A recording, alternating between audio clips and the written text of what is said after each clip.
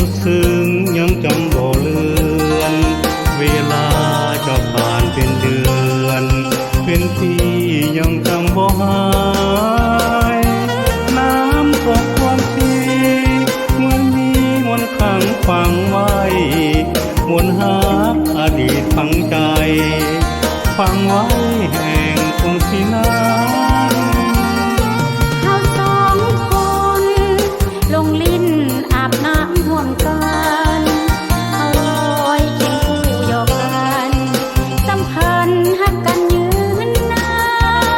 นอ้ายบอกว่านี้ฮักนี้เพียงน้องเท่านั้นจะหาคนคิดแบบกันหักมันตลอดชีวิต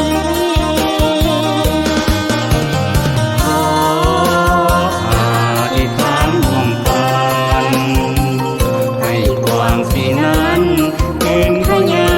นสักทีให้หาคำตอบมันคงเหมือนวางสิ่งนี้หากใครลืมไรว่าจี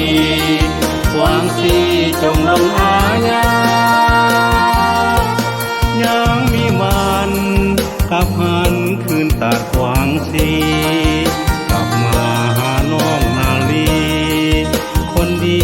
คงรอคอยหา